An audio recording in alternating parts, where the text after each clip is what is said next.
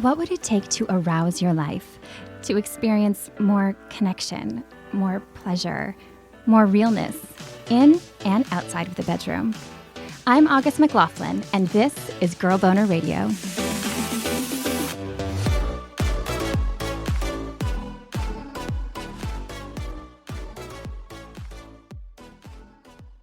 So my first inclination is run. And then my second is just that I have such a slew of follow-up questions. Like, is this a hobby or is this somebody's job? Do they work in law enforcement? Do they work at the morgue? Did the person know what their job was when they went on the date? And then if you found out that it was somebody that they know who died, that person needs to start a podcast. They should not be dating. They should be starting a true crime podcast. there you go. Maybe that's what they were doing. Oh my gosh, which you should get consent. Do not record your dates, people. That's a lot. Yeah, that is a lot. I would feel like I was kind of like in the middle of an episode of like Dateline. It's like somebody showed up on our date and was like, by the way, this is what we know. And I'm just, where are the cameras? Who's recording? Like, what's going on? Because this can't be real.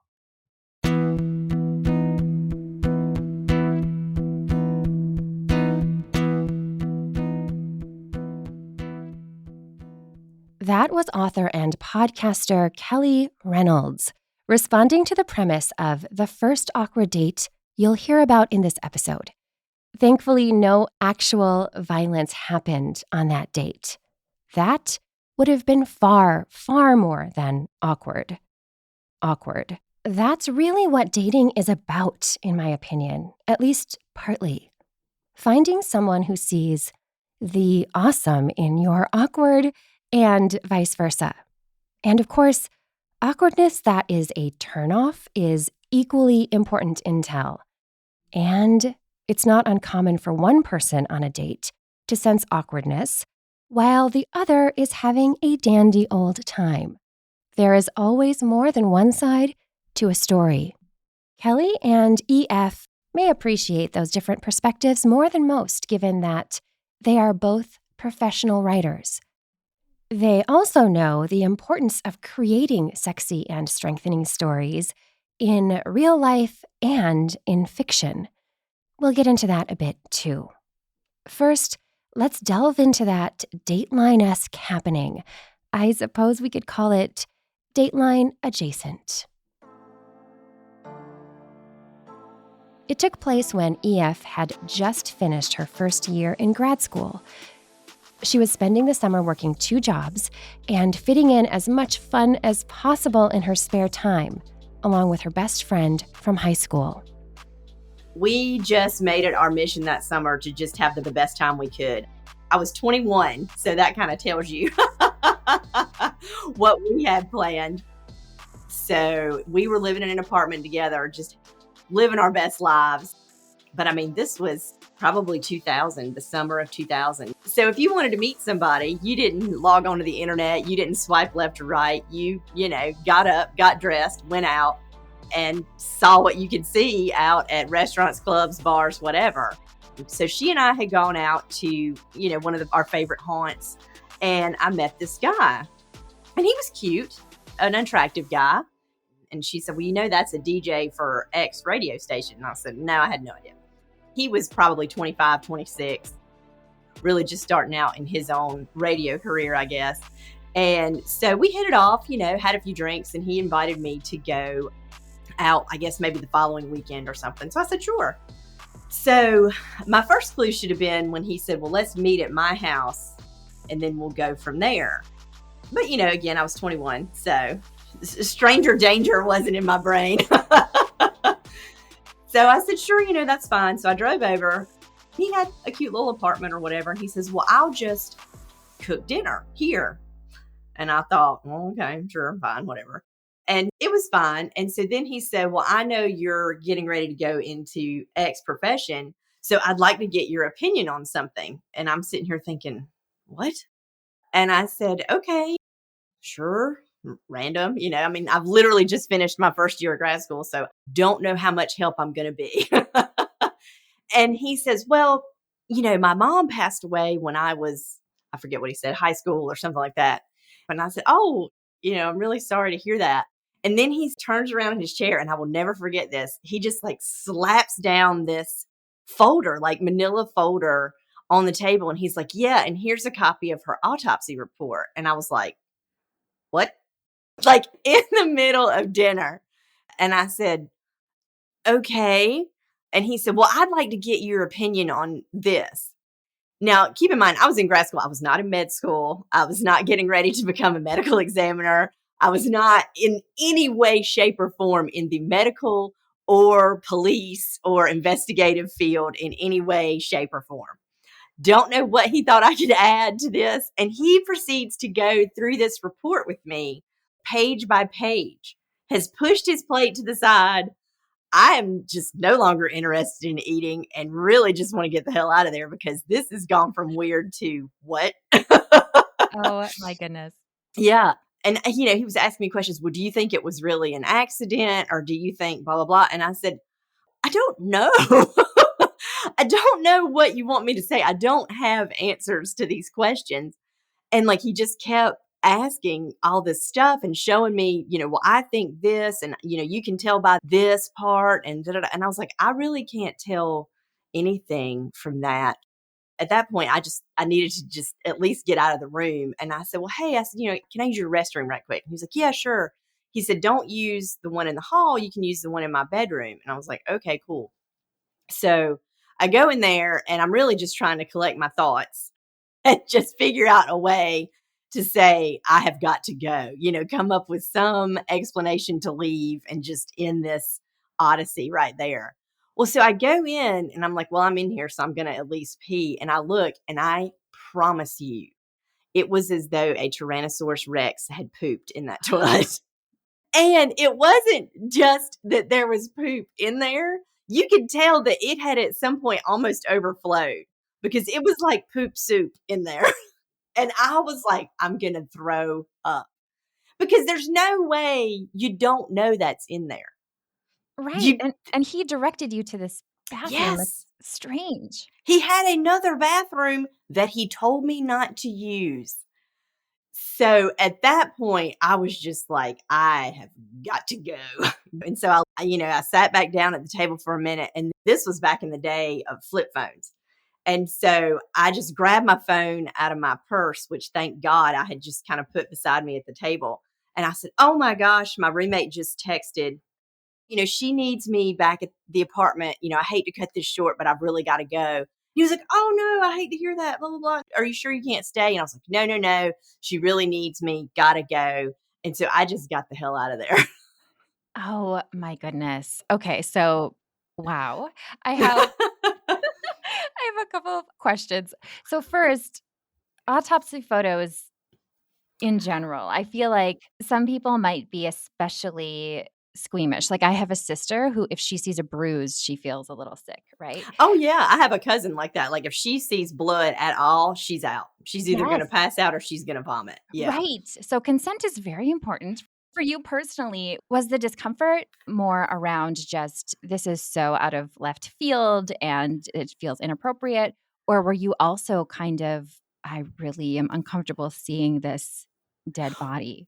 Well, it wasn't there. I don't want to say there wasn't anything graphic because there was like a couple photos of the person's body, but it wasn't like wounds or anything that I could see or whatever. And I don't even remember really looking at that. I just remember being so taken aback by thinking it was okay to slap the autopsy report down there on the table and ask my opinion on it. My heart goes out to anybody that has lost a parent, especially if you lose a parent early in life. That's a devastating experience. I'm lucky enough that both of my parents are still alive. So I don't want to belittle his pain and all of that he went through. And especially if you have questions about the circumstances surrounding how anyone close to you died. I mean, I can't imagine going through that. But at the same time, boundaries are important. And it's a first date. I mean, you know how it is when you meet somebody at a club. That's not a first date. You can barely hear the person. You might stand a lot closer to them than you normally would, but that is solely for the purpose of being able to at least hear 2/3 of what they're saying to you. So this is the first date you have with someone, and you're not even through dinner. You're still there just at the getting to know you phase, and you slap that down on the table and then just open it up and dive right into that. It just boggles the mind. Absolutely boggles the mind.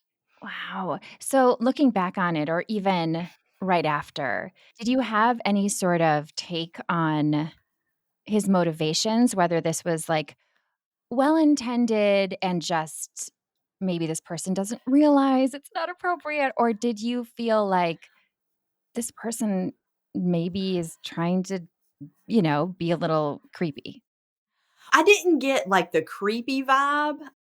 I think that he was still really struggling to come to terms with the person's death. Now, I don't know what I would have said to him at, 12:30, 1 o'clock in the morning at a dance club that would make him think I would be a good sounding board on this topic. Nothing that I recall springs to mind that would give that impression. So that's my best guess. He just kind of thought, hey, this girl seems nice. She's maybe an educated person, question mark. I don't know. Yeah. It's not like she was studying forensics, after all. She was going into a legal profession, not exactly criminal minds. EF and the guy didn't talk much after that, and that was their only date. He called me a couple times and I just said, hey, I had a nice time, essentially. But college boyfriend and I are looking at getting back together. So it's best if we just call this quits. Back then, it was a lot easier to do because there was no social media or anything like that. And he took it. I mean, he was fine with it. He was like, oh, okay, I get that, whatever. So yes, she fudged the truth a bit. A little white lie. Because I didn't want to say your bathroom is disgusting and you showed me pictures from an autopsy report and that's weird. I didn't want to make him feel bad. I felt like it was just better to cut that off and come up with a neutral reason. It hadn't seemed like he was malicious after all. But for her personally, the autopsy photos and the overwhelming bathroom experience felt like red flags. I don't know about you, but parts of that story do feel like something you might read about in a novel. But awkwardness isn't the focus of EF's erotic tales. She does draw on her own life, though, in other ways. She basically makes way for the opposite. When you're writing these steamy scenes, when you're writing about sex, when you're writing about these really intensely romantic or awkward sex scenes, how much, if at all, does your life impact those stories and vice versa? Does your writing influence your real life experience? When you're writing a sex scene, for me at least, it helps to have had positive sexual experiences that you can somewhat draw on. Obviously, romance heroes are fictional for a reason. No actual human man is able to have sex 7 times in one evening without some sort of chemical assistance. That's just biologically impossible.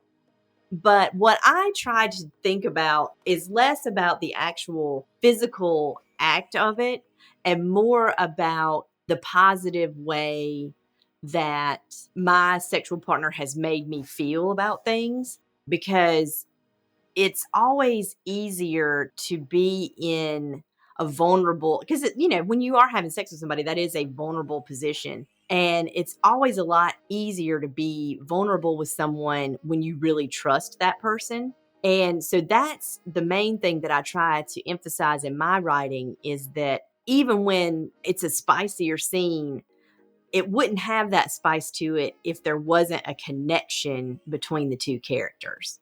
So the spice level, I would say, is similar to my experience. I have what I would say a very satisfying sex life. And it's important to, from my perspective, in your relationship to be vocal about that. And if there is something that your partner is doing that you enjoy, well, they're not going to know that unless you tell them. It comes easier to me to be more vocal about things like, well, I don't like this, but hey, if you did it this way, that's the ticket.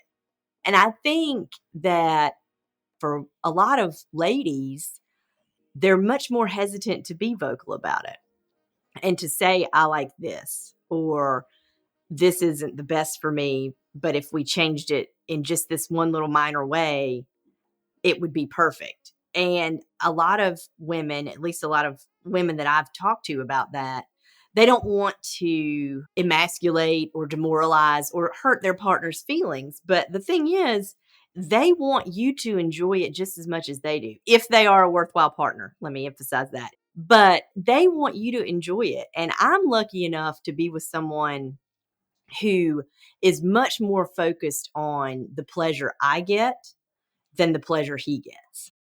And I embrace it and I encourage it. And I am very happy to be in that situation because he is very focused and very into making sure that he knows what I like and don't like and what is going to get me there, so to speak. If he can make that happen more than one time, man, he is overjoyed. Through my writing, I try to make sure that my heroines are vocal about things that they enjoy. Because in a way, I'm encouraging people to open up to their partner to say, I really like this. That is the spot. Yes, please. Thank you.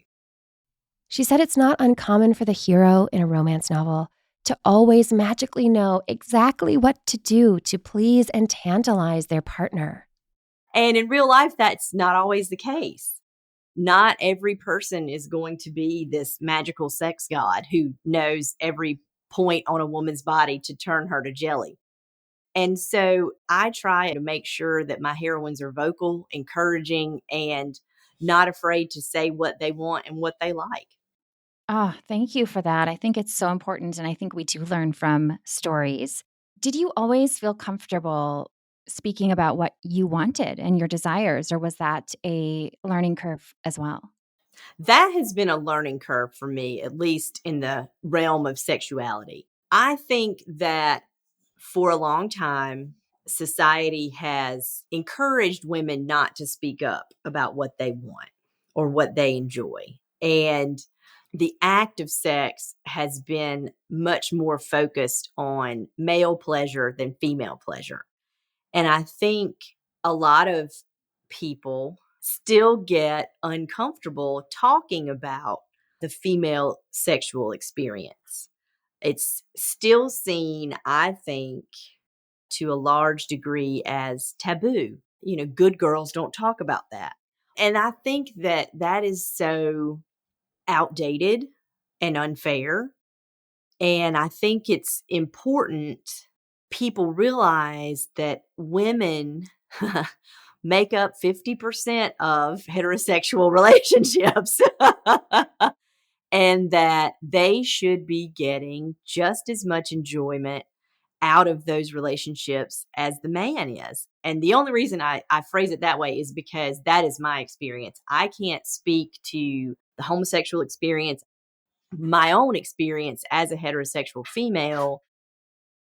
It's unfortunate to me that so many people shy away from the topic of female pleasure because it's a big avenue. And I think, again, that's why the romance genre is so successful. It focuses on the pleasure people get through sex. And it's not a taboo topic, and everyone should feel comfortable talking about it. And I think it also, if it's done the right way, and so many authors do this so beautifully, it emphasizes the importance of consent from your partner, or it emphasizes the importance of finding that person who is willing to treat you as well as you treat them, or even better, and is willing to put you first, is willing to be a real partner in life. And I think that's why the genre is so explosive right now, is because it's encouraging people to read about what you should really want for yourself when it comes to having someone in your life. And I don't just mean, the washboard abs or the or the chiseled cheekbones or any of that. What I really like is that a lot of authors now are focusing more on, sure, he's a very hot guy, but what's really more endearing about him is the way that he treats the heroine. That's what's most important. And that's how you get to a place where you can open up with someone about what you prefer sexually because you trust the person, because you know they're not going to belittle you or make fun of you or do anything other than say, well, if that's what you enjoy, then let's look into that. Let's see what I can get you in that regard. Let's see what I can do for you. I am willing to try for you because you're important.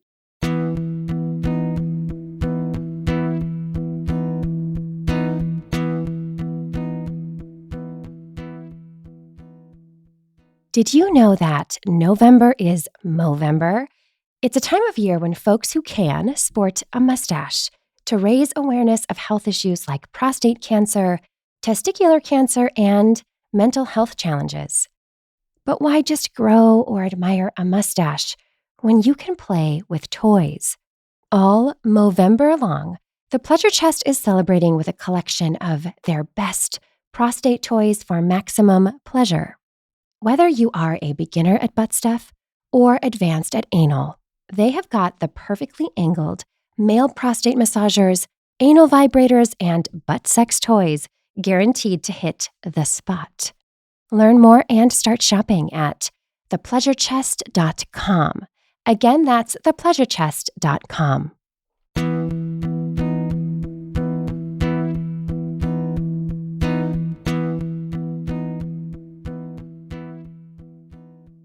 Trust, communication, respect. Those elements E.F. Dodd touched on seem like keys to creating and enjoying non-awkward sexual experiences and dates.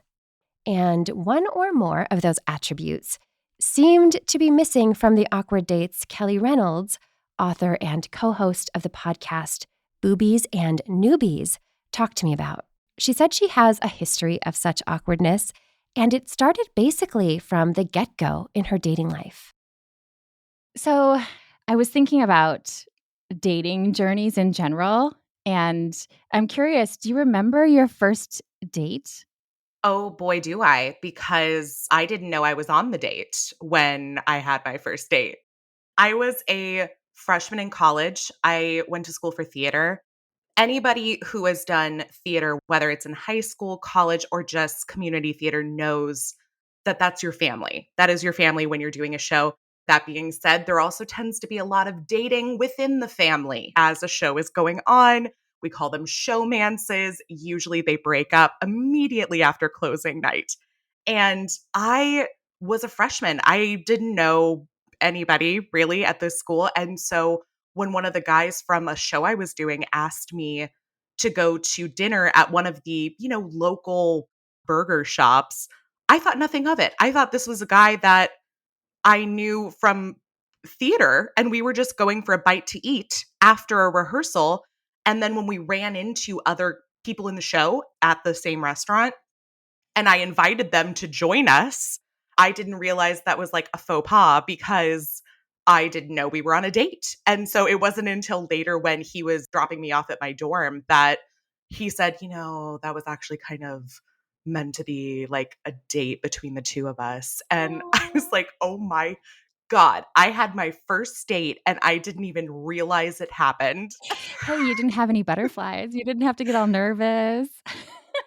Right? I think I kind of set myself up for like a lifetime of weird, awkward dating after that. I should have dated him. I should have continued dating him. Like it would have been great. But at 18, it was population 1 awkward city. like Population 1, awkward city. I have a feeling we have all been there. If you've ever spent time in the dating pool, you have probably experienced some embarrassing, confusing, or otherwise bumpy moments. the kind that leave you a bit speechless or fumbling for what to do next. While working on this episode, I've thought a lot about awkward dates.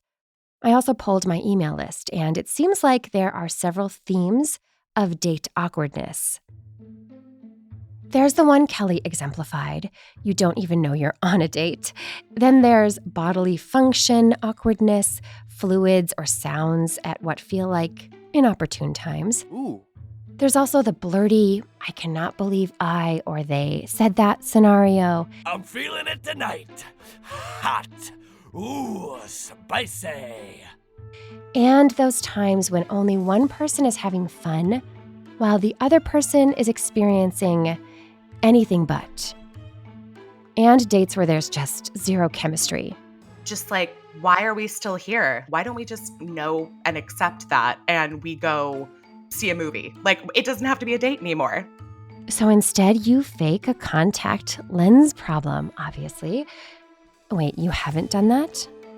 Ahem. Me neither. What can I say? I was young. Kelly has experienced a variation of that. The classic, you meet on a dating app, you have fantastic chemistry via text and messaging, that meme game on point, and then you get together in person, and within like the first 5 to 10 minutes, it just slumps. And that is a hard line for Kelly. I know some people will give a person like multiple dates to try to like kind of bring them out of their shell. I'm a one and done. I am a one and done. Like, if we are on the first date and it is not clicking, like there's no conversation, that's it. Because I'm a busy gal. Like, I don't want to waste my time on somebody who doesn't want to put in the effort to be there. One of Kelly's most awkward dates turned out to be one of those one and dones. This was while I was living in Chicago. I was a grad student. This was peak Tinder time, Kelly said, and she had just learned about the app and signed up a couple of months before matching with this particular guy.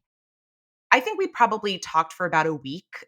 I learned a little bit about him. He was around the same age as I was and just out of school as well. He seemed like a really cool guy and maybe a little, I don't know if inexperienced is the right word, but just like a little in his shell, like a little introverted. And I don't know if anybody can tell, but I'm a full-on extroverted fire sign. So I will say I do generally tend to attract introverted men, which I find hysterical, but that's okay. It was nothing new.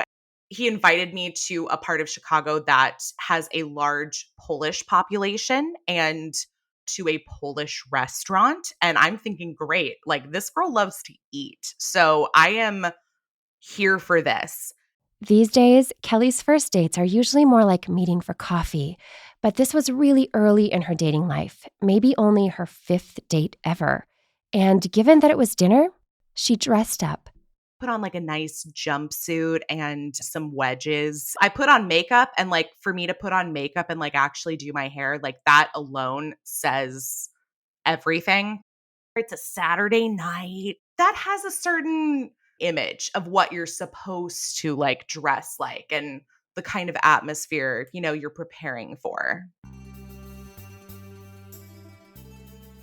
So once she was dolled up and ready, she headed to the restaurant. We met outside. Thank God it was not wintertime in Chicago. He was waiting out front. I was impressed at the time that he was there, like, because I always get everywhere a little bit early. And so I kind of expect to get there before my dates, and I don't mind doing that. But yeah, no, he was there. He was on time. He looked well put together. No red flags, honestly. Like, he looks really good. He's here. He was nice. He was a little quiet. I kind of, the moment we met, sort of had that feeling like, okay, this is going to take some work to maybe get some conversation out of him. But we're just meeting. Like, we haven't even sat down yet. So it's not like his quiet hello is going to like send me for the hills. The rest of the dinner had some interesting elements. First, they were seated right away. And you could tell that he'd been here before. Like, you could tell right away because like there were a couple servers walked by, threw him away. The hostess knew him by name and knew him by name beyond like his name is on the reservation list. Like she knew him. And so we were sat and we probably had a good 5 or 6 people come by our table before we got our drinks. Was this guy famous or just a regular? I didn't have this thought at the time, but I've lived in other cities, and especially when living in LA, I would find that this would happen a lot. It would be more like they took you to the place where they wanted to kind of be like the big man on campus because like everybody knew them. I didn't get that vibe at all. Like I didn't get the vibe that, oh, he's doing this to like impress me in any way or show off that everybody knows him. It didn't feel like that. So that was good. I'm like, he must come here a lot. And, you know, as a grad student, this wasn't a cheap place. Like, this was not a cheap establishment. And I'm thinking, this guy's like 24, 25. I know he's fresh out of school. And then I started thinking, like, well, maybe this is where he brings dates. Like, does he date so often that he brings them all to the same spot? All these things are just running through my mind because everything he's saying is fine. Like, everything in our conversation was fine. And it's just everything from the outside coming in and how it's affecting me. And he seems cool as a cucumber. Like, I mean, a little nervous, like first date jitters, but still relatively calm to the point that I'm thinking, is this in my head? Like, what's going on? I feel like I'm in a play and like I'm not in on the ending, but like everybody else is. Like, everybody knows who the murderer is except for me because I'm the one that's going to die next. Oh my gosh. And did it feel like it's not an appropriate thing to ask? Yeah. And I mean, you know, as extroverted as I am, I didn't want to create an awkward situation out of nothing because the more that the date went on and the fact that it was just so normal to him and so not normal to me, I kept thinking again that, like, is this all in my head? Like, am I trying to create an issue here that doesn't exist? And then just when I'd kind of reached that point where I'm like, okay, it must just be me. I'm just not clicking with him and I'm trying to find a reason why. I don't know. A nice older woman approaches us and introduces herself as his mother. And I was like, wow, that's so funny. You're here on the same night. And she very quickly explained, like, oh, yeah, well, this is our family restaurant. I think you've met some of our kids and, you know, his cousins that are here working tonight. A lot of the staff members too were his family, the servers, the bartender. This was a family run establishment. And on the one hand, I'm like, great, you know, this is like my big fat Greek wedding at its finest. However, what were you thinking bringing me to meet your entire family? And I will say, this is like a running thing that I have found from a lot of people with odd, bad, whatever you want to describe them, dating stories, is the introduction to family members way too early. And I don't think this was like a meet the parents kind of story. I don't think his intentions were, I want to introduce you to the entire family, but then why bring me to your family's restaurant? Because on one hand, I'm thinking, okay, so if I had a family who had a restaurant, I don't have the budget, or I just really love to be able to bring a date to this place where I know everyone and I know the food, etc. I mean, I think there can be an endearing, sweet thing about that when you know about it, right? Oh, absolutely. I do think it was probably an odd choice for a first date in general, but I love the idea of a family business of everybody working together. I did think it was interesting that it made a lot more sense once I found out that it was his family because he worked at the restaurant too. He wasn't working that night, obviously, because we were there for dinner, but he worked at the restaurant too, fresh out of school and everything. And we did get our meals comped. So I was like, okay, maybe this is why you're doing this too, is like for the free food, but there was just such a tremendous lack of communication on his part to introduce this as where we were going and why. And I think that was kind of, even in naive 22-year-old mind of Kelly, was the red flag that I picked up on in all of this. Was like, not that you took me to your family's restaurant, not that you took me there on the first date, but just the fact that you acted like this was completely normal, that I shouldn't feel any sort of way about it, and that you never communicated these things with me. And for me, communication is like the end all be all in a relationship. Like, I think that's what makes or breaks a relationship for sure, is communication. I think in hindsight, if it was 30-year-old me, I would have made a joke out of it and like tried to make something a little bit lighter of the situation. But yeah, 22-year-old me, not so much. She said the food, at least, was top notch. Her date's mom was the chef, and after meeting her, the date wrapped up quickly. They went their separate ways, her to the train, him back to the restaurant with his family. A lack of transparency got in the way again for Kelly on another awkward date when she connected with someone who seemed really sweet, like things were going so well at first. This one sounds a little more brutal, I guess you could say. Where were you in your life when the donut person happened? The donut person. I was in LA. I had moved to LA after grad school. I lived there for about 5 years. This was probably on the latter half, like maybe like 3 or so years into living in LA. I was out of school. I was working like multiple jobs because you got to hustle to make it. And I had a roommate. We had a lovely little apartment together outside of the city. And as per usual, back on the apps, because that's what happens. You get on them, you get disgusted, you delete them, and then 2 months later, you download them again. So the never-ending cycle. Because I'm not somebody that likes to date people I work with. I know that a lot of people meet their partners that way, and like that's totally fine for them. I have just found that every time I have dated somebody that I worked with or went to school with, it kind of just became an awkward environment. I love staying friends with people that you've dated. I don't think there's anything wrong with that.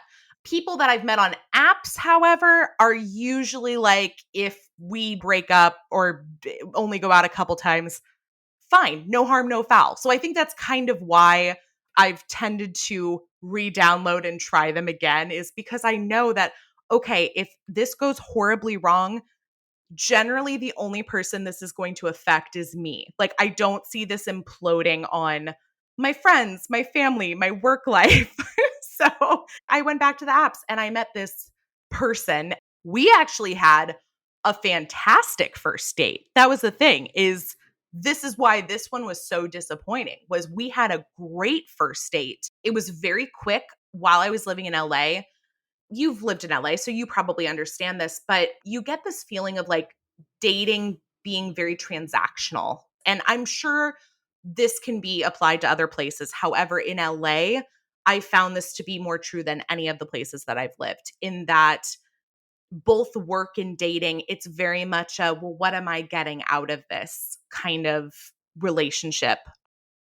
Kelly just reminded me of a date I had years ago.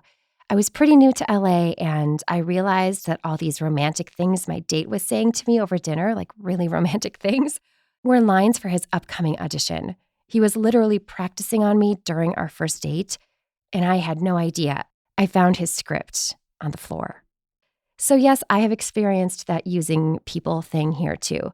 I think it especially happens around the film industry, where image and strategy and I need to be famous vibes get prioritized. Thankfully, there are exceptions, but Donut Guy wasn't one of them.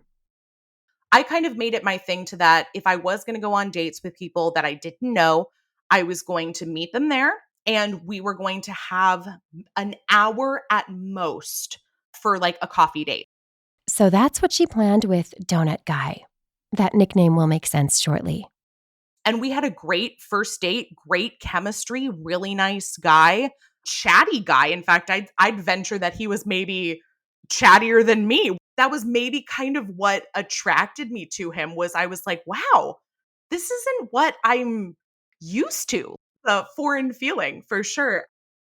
So the first date was great. What followed afterwards, not the best, and just honestly a little surprising. For the first date, he chose a small mom and pop coffee shop, and Kelly was impressed. She recalls thinking, wow, he's the one taking initiative to put this together, which seemed to her at the time like a rarity. As they chatted, she remembers liking the fact that he seemed to have some stability in his life, a good job, an apartment, and again, the conversation flowed so easily. And so after this wonderful date with this man who seemed to have his life together and knew how to have a conversation, we started texting again. And the whole purpose was to come up with our next date. I really wanted to see him again. It seemed like he did too. Our energies matched really well. And I had mentioned during our date something about donuts. I don't remember why it came up. I will say I am somewhat of like a donut lover. I have a lot of donut mugs. I have a donut pillow. I love donuts. And so he had brought up, well, we should go get donuts. She learned that the donut fervor was mutual. Not only that, but more than anything for their next date, he wanted it to involve donuts. And I'm like thinking, oh my God, I'm going to marry him. It's a stupid thing where after the first date, you're like, oh my God, I'm putting our last names together. I can see like the wedding. He loves donuts. Are you kidding? He wants to go get donuts together. What a fantastic idea.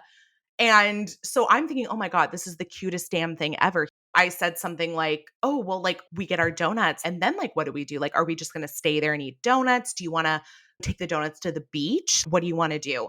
And the conversation quickly spirals from let's get donuts to you should eat a donut off of my ding dong. It's not that I hadn't sexted with somebody before. It's not that I hadn't gotten unsolicited dick pics before, because I definitely had, but it was so out of the blue that I didn't know what to do with myself. And I don't generally hook up with people on like the first or second date. It's just my own personal prerogative. It's not my usual go-to. And so I kind of, segued out of the conversation, or so I thought, by saying something like, oh, haha, that's cute, but that's more of like a fifth date kind of thing. Wink, wink. Just something where it's like, I'm not telling him, no, I'm not interested in this. I'm just not interested in this right now. And especially if we're talking about going to get donuts, you think I want to go like chow down on a maple bar and then like hook up? Like that is the last thing on my mind when I'm eating donuts. It's not usually, it's like the after sex food more often, I think. Right. Especially because in LA, God, there were so many places that were open 24 hours for donuts. Like the amount of times I would go to a place that was open and it would be like 2 a.m. Fantastic. If you're talking about post-sex donuts, chef's kiss. Love it.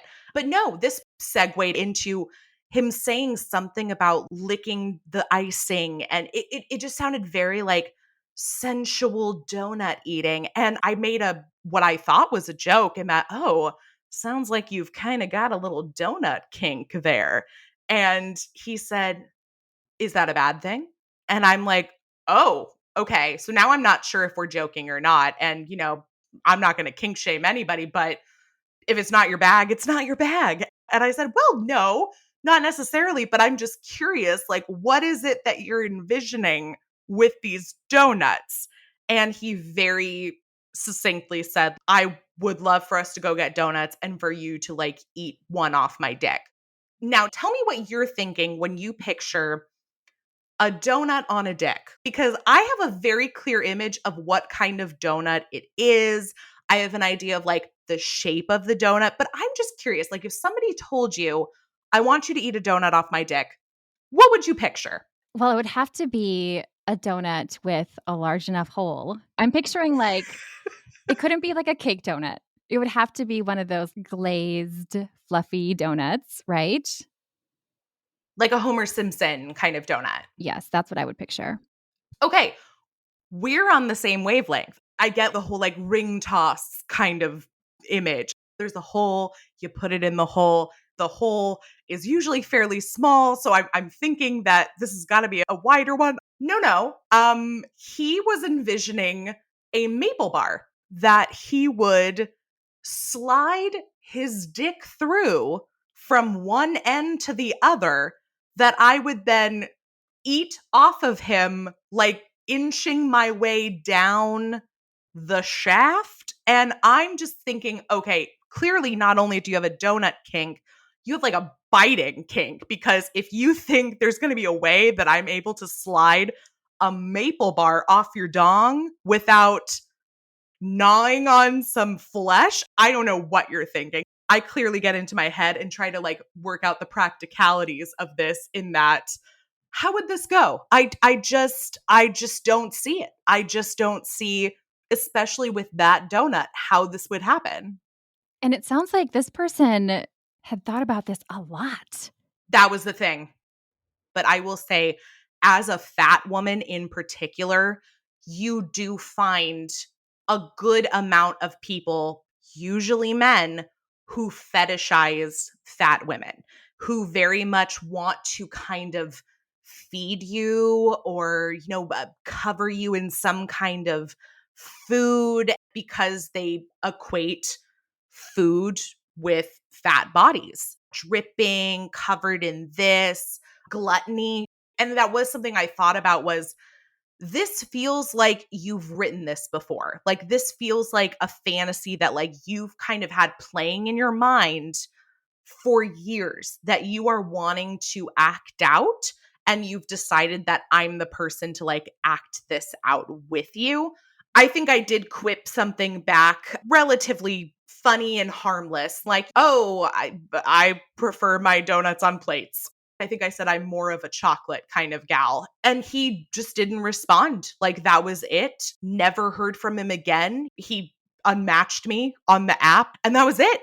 And I think there's an element when you're being told no by somebody who society has deemed less desirable, like a fat woman. I think we see this a lot with women of color as well. I think there's just so many different people within society that unless you're like the idea of what a perfect 10 is, you're encouraged to be grateful that anybody shows you any kind of attention or affection.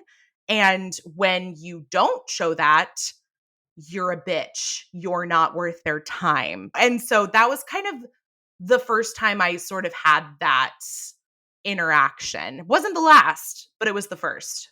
Wow. Yeah, it's interesting because I was thinking it's not something that if you have certain types of privilege, you would have even had to think about. Like in my experience, if I went through that as like a small frame person, I would have thought, okay, this person has a donut dick being eaten fetish and kink, and that's Sure. it. And even that alone, it's like, well, start the conversation there. Go to a kink app. Go somewhere where here's exactly what I'm looking for.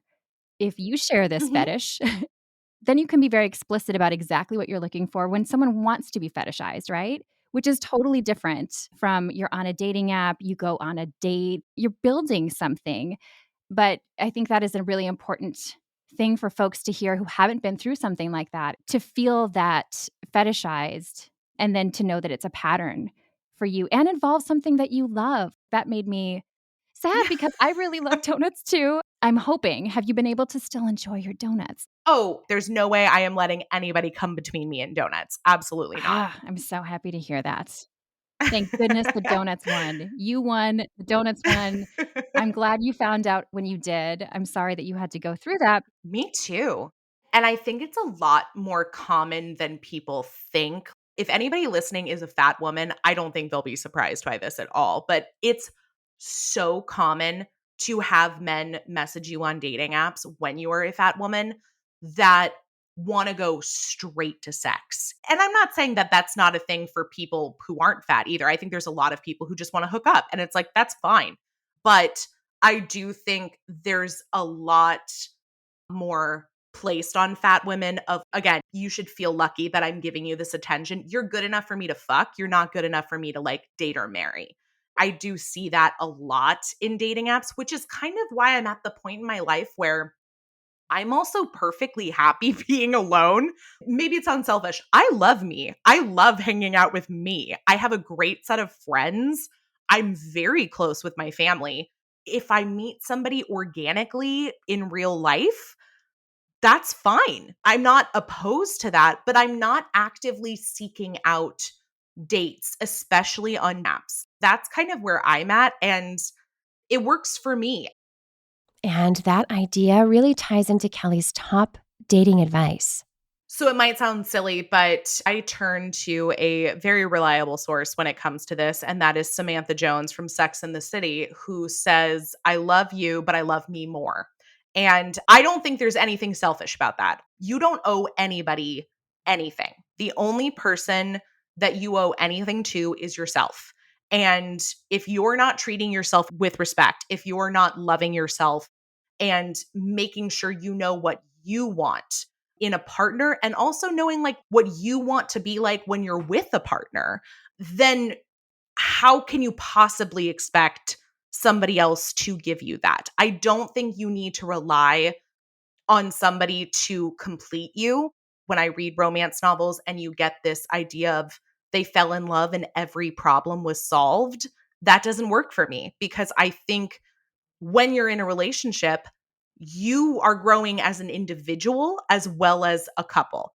At the end of the day, it all comes down to you and knowing what you want and what you can do for yourself just as much as for what you can do for another person. E.F. Dodd's top dating advice reminded me of a famous Maya Angelou quote: "When someone shows you who they are, believe them the first time." Believe in what people show you. Don't think there's something hidden behind that, because most of the time, what you see is what you get with people. And if when you meet a guy and he seems great except for X, if X is something that you feel like is going to need to change, then you just need to move on from that guy, because you shouldn't date someone thinking that you're going to change that person. You should date someone because you like that person as they are. Don't think that this one trait or two traits or whatever are going to change. People are who they are, and 9 times out of 10, they're the same person on first meeting that they are 5 years from then. The basic personality tenets aren't going to change. They're going to be the same. And so if someone shows you a red flag, acknowledge it for that red flag and make the decision to move on.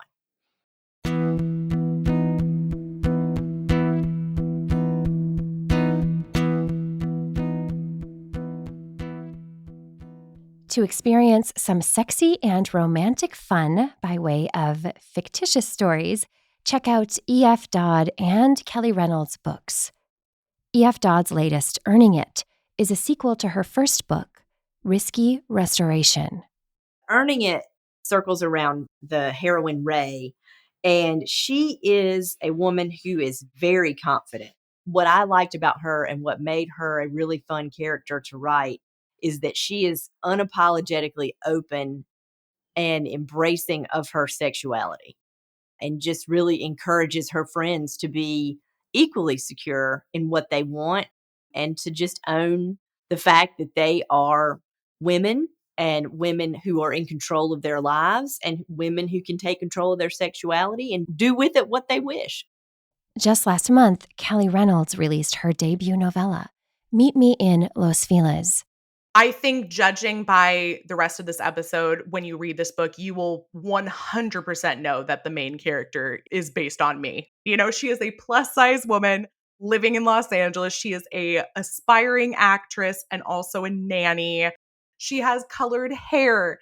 Her name is Nora. She meets this guy and he just does not fit into her plans at all. I call him my bisexual British short king. He runs a tea room, and she's not looking for a relationship. She is 100% focused on her career. There's multiple lines about how it's difficult to be, a fat actress. It's difficult as somebody who's approaching their mid 30s. And this is the time, the window that she has to make her career happen. And she meets Bowie and is smitten because he's the sweetest damn thing. He's so sweet. And at the same time, naughty in the bedroom. And what starts as sort of a maybe we'll just fool around for the holidays kind of situation turns into, well, where do we go from here? Check out both books and learn more about the authors and their work at efdoddwrites.com and boobiesandnewbies.com. Find direct links in the show notes.